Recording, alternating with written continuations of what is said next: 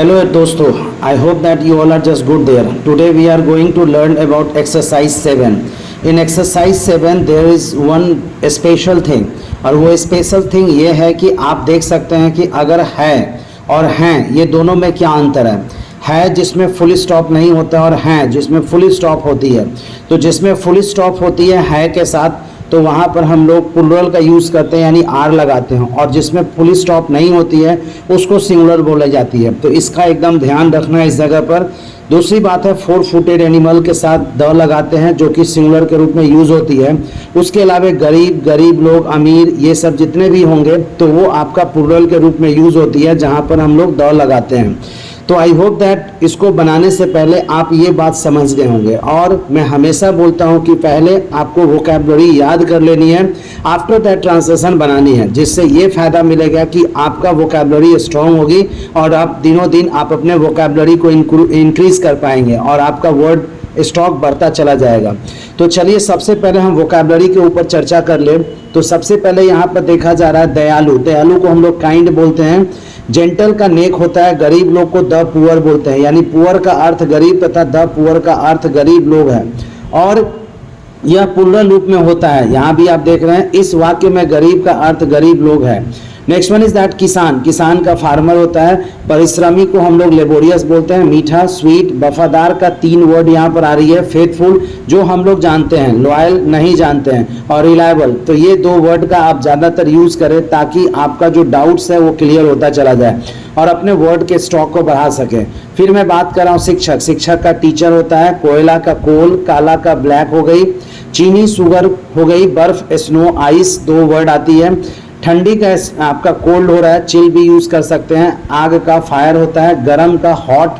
सांप को स्नैक बोलते हैं। डरावना फियरफुल या फियरसम बोलेंगे। भारतीय किसान को इंडियन फार्मर बोलेंगे। मनुष्य को मैन बोलेंगे। मरणशील को मॉर्टल बोलते हैं। लॉयन मीन्स सिंग होती है, माँ मतलब मदर, और सीधा का 2 वर्ड आती है, एक सिंपल और दूसरा इनोसेंट। चांदनी रात को अमूलित नाइट बोलेंगे और सूर्य को सन बोलेंगे।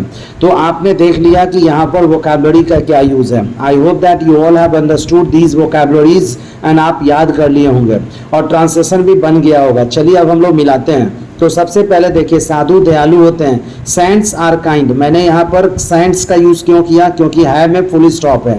गाय नेक होती है। The cow is gentle. मैंने गाय में द क्यों लगाया, क्योंकि ये 4 फुटेड एनिमल है।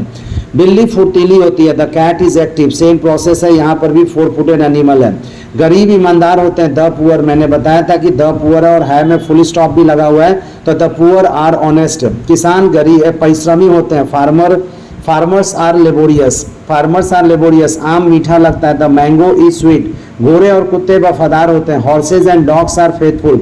आप यहाँ पर देख रहे हैं कि मैंने द का यूज़ नहीं किया। क्यों नहीं किया, क्योंकि ये प्लूरल है। तो प्लूरल के केस में 4 फुटेड एनिमल के साथ नहीं करेंगे। तो यहाँ पर इसका हो जाएगा horses and dogs are faithful. शिक्षक दयालु होते हैं। Teachers are kind.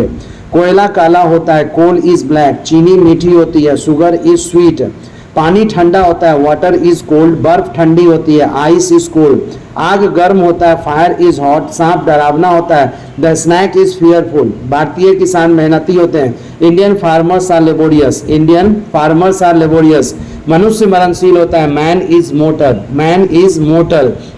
सिंग मजबूत होता है। यहाँ पर देख सकते हैं कि सिंग आपका 4 फुटेड एनिमल है, तो इसके साथ भी हम लोग क्या करेंगे, द का यूज़ करेंगे और सिंगुलर के रूप में यूज़ होगा।